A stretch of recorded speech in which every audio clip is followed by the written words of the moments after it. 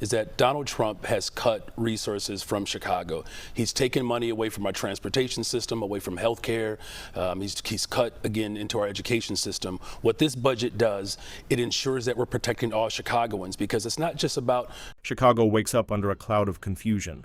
$2.1 billion, frozen overnight. Mayor Brandon Johnson's sudden decision has left the entire city in disbelief. Streets are buzzing with one question. What really happened inside City Hall? It began quietly. Reporters gathered early Monday morning expecting a routine update on city finances. Instead, they witnessed one of the boldest announcements in recent Chicago history. The mayor stood before cameras and declared a temporary hold on all major budget allocations, a move that froze billions meant for police, schools, and public development projects. Chicago must pause to protect its financial future, Johnson said firmly. But his words did little to calm the rising storm. Within hours, shockwaves spread across the city. Construction projects halted. Department heads scrambled for answers. And residents, already weary from rising costs, feared what this meant for their neighborhoods. Behind closed doors, tension built fast. Some aldermen accused the mayor of turning fiscal caution into political theater. "This isn't about balance," one insider said. "It's about control." Others defended the move, saying it was necessary to prevent a financial collapse triggered by federal budget cuts and shrinking city revenue. Still, no one could ignore the timing. With elections approaching and the city divided, critics claimed the freeze was more than financial strategy. It was a power play. "You don't stop $2 billion unless you want to send a message," a veteran journalist commented. The message, however, was unclear. By afternoon, the streets outside City Hall were filled with workers and residents demanding answers. Protest signs rose against the cold October sky. "Don't freeze our future. Save Chicago jobs. We need hope." Bus drivers, teachers, city cleaners, all uncertain about what tomorrow might bring. Inside City Hall, voices echoed in heated debate.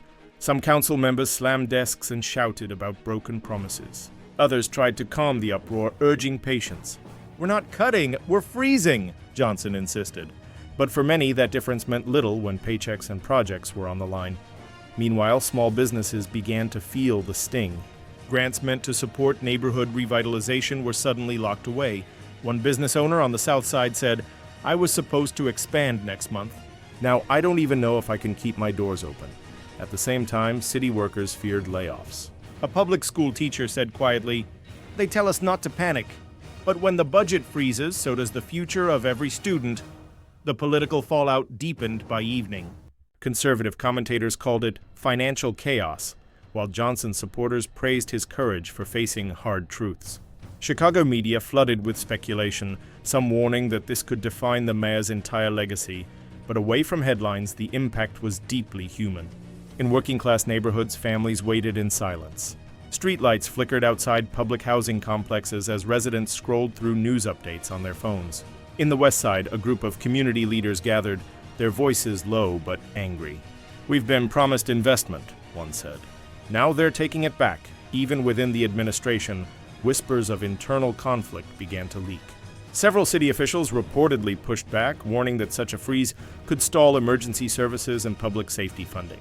Police unions demanded immediate clarification on whether operations would be affected. As night fell, the mayor's office released a brief statement. This pause ensures stability and responsible spending. But outside, the message fell flat. City Hall's lights glowed against the dark sky, a symbol of power and paralysis all at once. Across Chicago, frustration boiled over. Downtown business owners called emergency meetings. City workers huddled outside union halls, and social media lit up with anger, fear, and confusion. Fidesz Chicago budget freeze began trending nationwide with thousands demanding transparency. For many, it felt like déjà vu, another political storm in a city used to financial struggle. But this time, the stakes seemed higher. With winter approaching and inflation climbing, even a temporary freeze could ripple through every corner of life, from classrooms to construction sites. By midnight, one truth remained. No one knew when the freeze would end.